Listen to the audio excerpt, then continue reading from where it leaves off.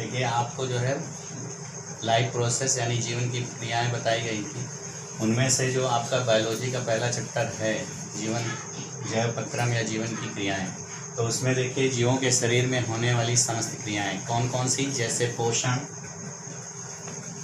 श्वसन, परिवहन या परिसंचरण जिसे बोलते हैं, उत्सर्जन अपशिष्ट पदार्थों का, फिर इसके बाद जनन या प्रजनन, ये जितनी भी क्रियाएं जीवों के शरीर के अंदर होती हैं वही जीवन की क्रियाएं या जैविक क्रियाएं कहलाती हैं।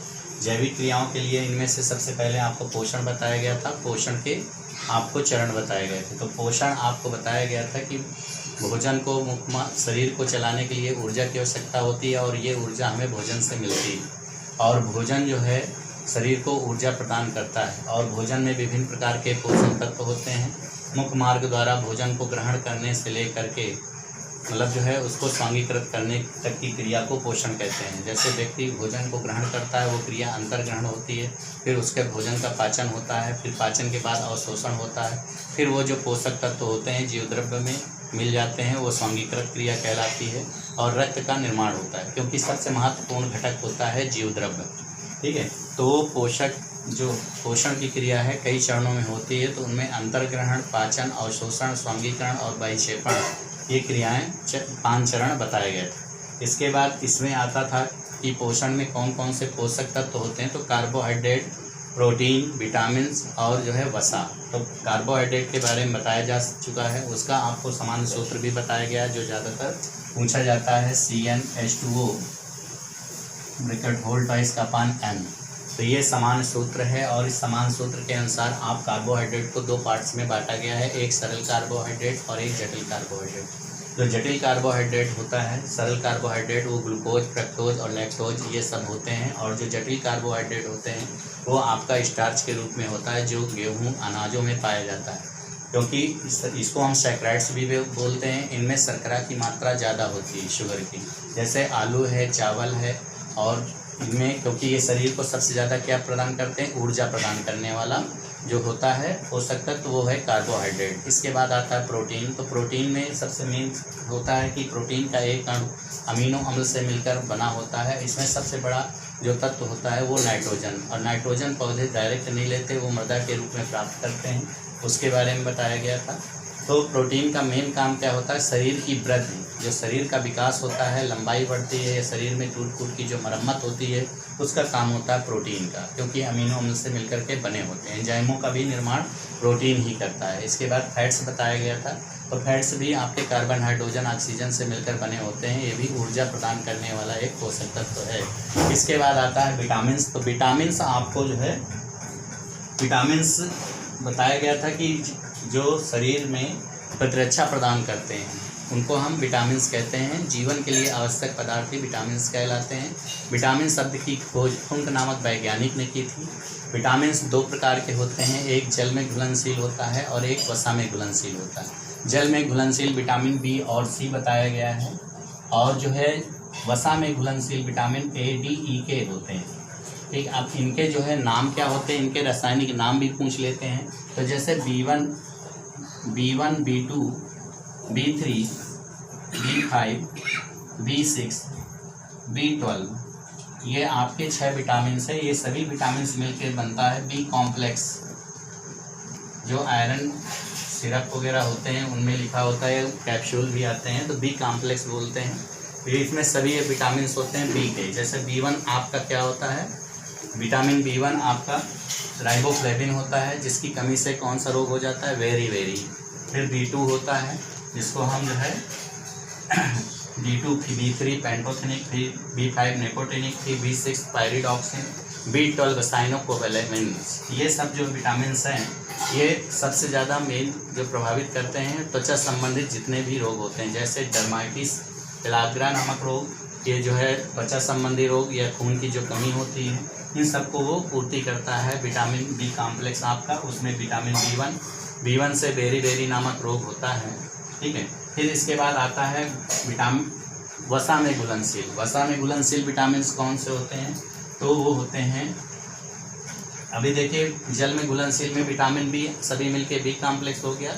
एक होता है विटामिन सी, ये भी जल में घुलनशील होता है। ये एस्कॉर्बिक एसिड, इसका रासायनिक नाम है एस्कॉर्बिक एसिड, और ये ज़्यादातर उसमें पाए जाते हैं खट्टे फलों में। जितने भी खट्टे फल होते हैं उनमें विटामिन सी की मात्रा अधिक होती है। आंवला में सबसे ज़्यादा विटामिन सी होता है।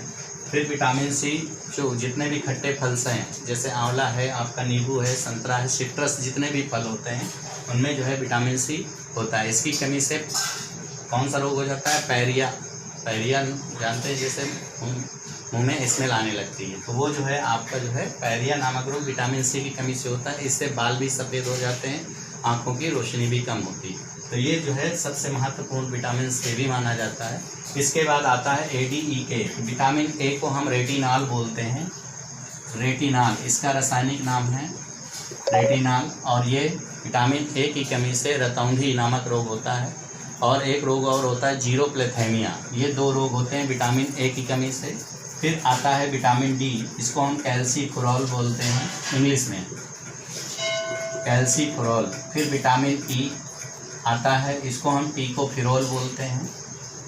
फिर विटामिन के, ये नैप्थोक्विनोन होता है, नैप्थोक्विनोन। ये 4 विटामिन हैं जो वसा में घुलनशील होते हैं। विटामिन ए यानी retinol, vitamin D calciferol, vitamin E tocopherol, vitamin K और नैप्थोक्विनोन। जो रेटिनॉल होता है, ये विटामिन ए, ये सबसे ज़्यादा गाजर में होता है, और इसकी कमी से रतौंधी या जीरोप्लेथेमिया नामक रोग हो जाता है। विटामिन डी कैल्सीफेरॉल, ये सूर्य के प्रकाश से भी प्राप्त होता है। और विटामिन डी जो है आपको जो पत्तेदार सब्जियां वगैरह होती हैं उनमें भी, और दूध है, मांस है, मीट है, अंडा है, इनमें भी कैल्शियम होता है। तो कैल्शियम की कमी से कौन सा रोग हो जाता है? एक रोग होता है सूखा रोग, और एक रोग और होता है ऑस्टियोमैलासिया, जिसमें हड्डियां तुरंत टूट जाती हैं, हल्के से भी गिरे तो वो फ्रैक्चर हो जाता है, तो ऑस्टियोमैलासिया भी बोलते हैं। इसके बाद टीकोफेरॉल, ये विटामिन ई है, ये जो है खून की कमी को पूरा करता है। इसमें मतलब रक्त अल्पता, इसकी कमी से जो खून की कमी हो जाती है उसको एनीमिया बोलते हैं। तो विटामिन ई और विटामिन के, ये खून की कमी को, रक्तस्राव, जैसे एक चोट लग जाती है, रक्तस्राव बंद नहीं होता है, रक्त लगातार बहता रहता है, तो वो जो है विटामिन के कारण होता है। वो भी एक बीमारी होती है जिसको हीमोफीलिया भी बोलते हैं। हीमोफीलिया एक ऐसा रोग होता है, अनुवांशिक रोग होता है, माता पिता से पीढ़ी दर पीढ़ी संतानों में आता है। तो हीमोफीलिया में क्या होता है कि अगर चोट लग गई तो रक्त बंद नहीं होता, फिर उसका ट्रीटमेंट लंबे समय तक चलता है, वो भी विटामिन के की कमी से होता है। तो इस प्रकार ये वसा में घुलनशील विटामिन ADE हैं। ये जो विटामिन हैं आपके वसा में घुलनशील हैं। इसके बाद बी और सी, ये आपके जल में घुलनशील है। इसके बाद आता है जल और खनिज। तो जल एक महत्वपूर्ण घटक है जो जीवद्रव्य का महत्वपूर्ण भाग बनाता है। जल के कारण जितने भी आपके पदार्थों का आवागमन होता है, पदार्थों का जो शरीर में स्थानांतरण होता है, तो वो जल का महत्वपूर्ण कार्य होता है, क्योंकि मनुष्य के शरीर में 90% जो है जल पाया जाता है। इसके बाद जो है विटामिन, जो है जल के बाद आता है खनिज लवण। बहुत से खनिज तत्व होते हैं जो हरे पत्तेदार सब्जियों से या मृदा में मिनरल्स के रूप में जो जल आप लेते हो उसमें वो शरीर के अंदर पहुंचते हैं और शरीर को प्रतिरक्षा प्रदान करते हैं। तो इस प्रकार जो है आपके विटामिन चार्ट के माध्यम से आपको सभी बताया गया, उसमें जल व खनिज के बारे में बताया गया। ठीक है बेटा, थैंक यू। अब इसके बाद देखिए थोड़ा सा रह गया है, तो आपको नेक्स्ट वीडियो में बताया जाएगा। आज इसी की इमेज दी जा रही है। थैंक यू बेटा।